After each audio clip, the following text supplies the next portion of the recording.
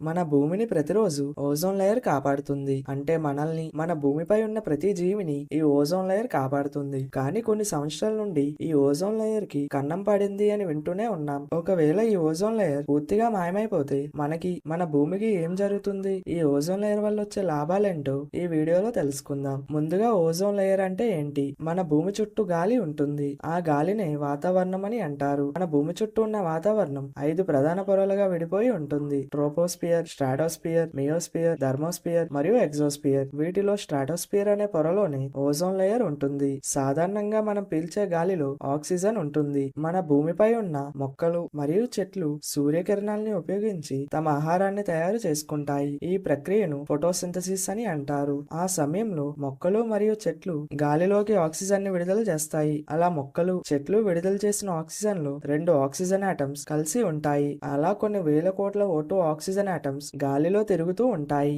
ఈ O2 oxygen నే మనం రోజు పీల్చుకుంటూ మన ప్రాణాలని కాపాడుకుంటున్నాం. అయితే ఈ O2 ఆక్సిజన్ నుండి ఈ ఓజోన్ లేయర్ అనేది తయారైంది. అది ఎలా అంటే, భూమికి చాలా ఎత్తులో సూర్యుడి నుండి వచ్చే యువి కిరణాలు O2 ఆక్సిజన్ ని తాకుతాయి. అప్పుడు ఆ O2 ఆక్సిజన్ ఆటమ్స్ అనేవి రెండుగా విడిపోతాయి. ఇప్పుడు విడిపోయిన ఒక ఆక్సిజన్ ఆటం మరో O2 ఆక్సిజన్ ఆటం తో కలుస్తుంది. అప్పుడు 3 ఆక్సిజన్ ఆటమ్స్ కలిసి O3 గ్యాస్ గా తయారవుతుంది. ఈ ఓజోన్ గ్యాస్ భూమికి చాలా ఎత్తులో ఉంటుంది. భూమి నుంచి సుమారు 15 నుండి 35 కిలోమీటర్ల ఎత్తులో స్ట్రాటోస్ఫియర్ అనే వాతావరణ భాగంలో ఈ ఓజోన్ గ్యాస్ ఉంటుంది. అక్కడికి ఈ ఓజోన్ గ్యాస్ ఎక్కువగా చేరి భూమికి ఒక పెద్ద రక్షణ కవచంలా మారుతుంది. దాన్నే ఓజోన్ పొర అని అంటారు. సింపుల్ గా చెప్పాలంటే, మనం బయటికి వెళ్లేటప్పుడు సన్ స్క్రీన్ వేసుకుంటాం. అలాగే భూమికి సన్ స్క్రీన్ లాంటిదే ఈ ఓజోన్ లేయర్. అసలు ఈ ఓజోన్ లేయర్ ఎందుకు యూజ్ అవుతుందంటే, సూర్యుడి నుండి వెలుతురుతో పాటు చాలా ప్రమాదకరమైన యూవీ కిరణాలు కూడా వస్తాయి. యూవీ అంటే అల్ట్రావైలెట్ రేస్. ఈ యూవీ కిరణాలు మన కళ్ళకు కనిపించవు. సూర్యుడి నుండి వచ్చే యూవీ రేస్ కూడా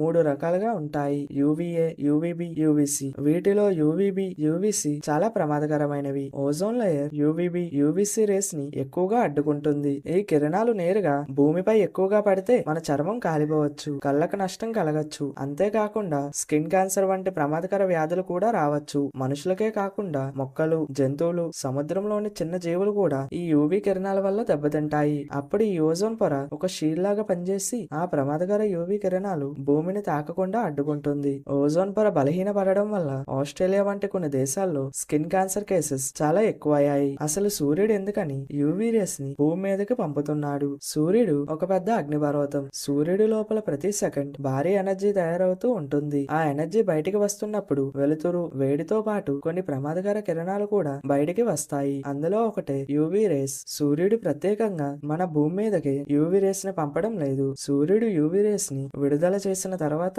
ఆ యూవీ రేస్ అంతరిక్షం మొత్తం ప్రయాణిస్తాయి. అలా ప్రయాణిస్తూ కొన్ని యూవీ రేస్ భూమి దగ్గరకు కూడా చేరుతాయి. మొదట్లో మనుషులకు ఓజోన్ పొర గురించి అస్సలు తెలియదు. ఎందుకంటే ఓజోన్ పొర భూమికి చాలా ఎత్తులో ఉంటుంది. మనం కళ్ళతో దాన్ని చూడలేం. కానీ శాస్త్రవేత్తలు సూర్యుడి నుండి వచ్చే కొన్ని కిరణాలు భూమిపైకి పూర్తిగా రావడం లేదని గమనించారు. ఆ కిరణాలను ఏదో ఒకటి అడ్డుకుంటుందని శాస్త్రవేత్తలకి అనుమానం వచ్చింది. అప్పుడు శాస్త్రవేత్తలు వాతావరణంపై పరిశోధనలు చేయడం ప్రారంభించారు. 1920ల సమయంలో గార్డన్ డాబ్సన్ అనే శాస్త్రవేత్త ప్రత్యేకమైన పరికరాలను తయారు చేసి ఆకాశంలో ఉన్న గ్యాస్లను పరిశీలించడం ప్రారంభించాడు. ఆ పరిశోధనల్లో భూమికి చాలా ఎత్తులో O3 అనే గ్యాస్ ఎక్కువగా ఉందని గుర్తించారు. ఆ O3 గ్యాస్ సూర్యుడి నుండి వచ్చే ప్రమాదకర యూవీ కిరణాలను అడ్డుకుంటుందని శాస్త్రవేత్తలు తెలుసుకున్నారు. అలా ఓజోన్ పొర గురించి ప్రపంచానికి తెలిసింది. తర్వాత శాస్త్రవేత్తలు వెదర్ బెలూన్స్, శాటిలైట్స్ వంటి టెక్నాలజీని ఉపయోగించి ఓజోన్ పొరను ఇంకా లోతుగా పరిశీలించారు. అయితే 1970ల తర్వాత ఓజోన్ పొర నెమ్మదిగా దెబ్బతింటుందని శాస్త్రవేత్తలు గుర్తించారు. అసలు ఓజోన్ లేయర్ పాడవడానికి కారణాలు ఏంటి?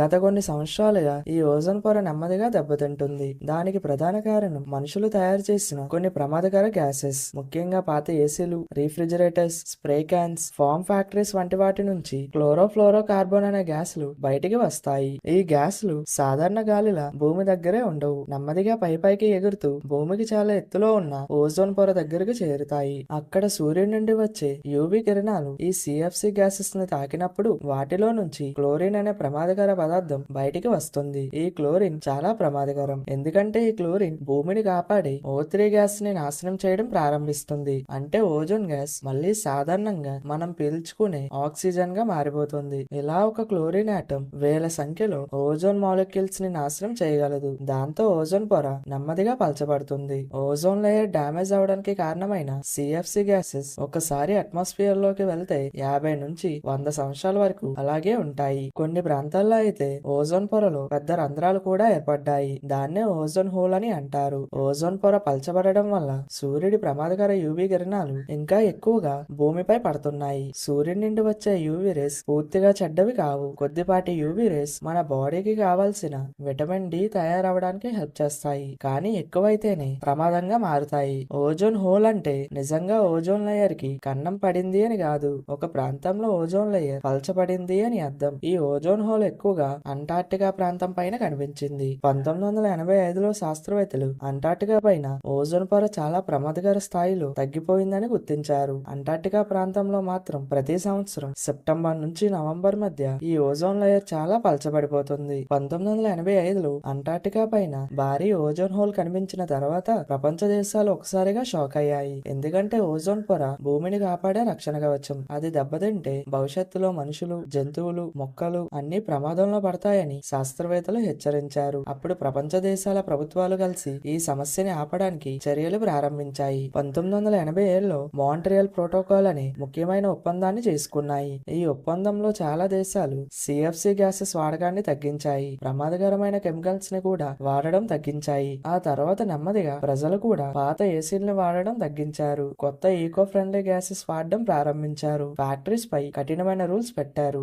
దీంతో ఓజోన్ లేయర్ మరింత దెబ్బతినకుండా ఆగింది. శాస్త్రవేత్తల అంచనా ప్రకారం ప్రపంచ దేశాలు ఇదే విధంగా జాగ్రత్తలు తీసుకుంటే ఇంకా కొన్ని దశాబ్దాల్లోనే ఓజోన్ లేయర్ మళ్ళీ సాధారణ స్థితికి వచ్చే అవకాశం ఉంది. ఎందుకంటే సిఎఫ్సి గ్యాసెస్ వాతావరణంలో చాలా సంవత్సరాలు అలాగే ఉంటాయి. గవర్నమెంట్స్ వాళ్ళ పనులు వాళ్ళు చేస్తున్నారు. కానీ మనకు కూడా ఓజోన్ లేయర్ ని కాపాడే బాధ్యత ఉంది. మనము కూడా సాధ్యమైనంత వరకు ఈకో ఫ్రెండ్లీ ఏసీలు వాడాలి. పాత కూలింగ్ మిషన్స్ ని జాగ్రత్తగా డిస్పోజ్ చేయాలి. అవసరం లేకుండా హార్మ్ఫుల్ స్ప్రేస్ వాడకూడదు. కాలుష్యాన్ని తగ్గించాలి. ఎక్కువగా చెట్లను నాటాలి. ఎందుకంటే ప్రకృతి ఎంత బలంగా ఉంటే మన వాతావరణం కూడా అంత ఆరోగ్యంగా ఉంటుంది. ఓజోన్ పొర ఒక్క రోజులో ఏర్పడలేదు. కోట్ల సంవత్సరాలుగా ప్రకృతి ఓజోన్ పొరని తయారు చేసింది. కానీ మనుషులు కొన్ని దశాబ్దాల్లోనే ఓజోన్ పొరని దెబ్బతీశారు. ఒకవేళ ఓజోన్ పొర పూర్తిగా మాయమైపోతే ఏం జరుగుతుంది? మనుషులు, జీవరాశులు భూమిపై జీవించడం చాలా ప్రమాదకరంగా మారుతుంది. ఎందుకంటే సూర్యుడి నుండి వచ్చే ప్రమాదకర యూవీ కిరణాలను అడ్డుకునేది ఈ ఓజోన్ లేయర్ మాత్రమే. అది లేకపోతే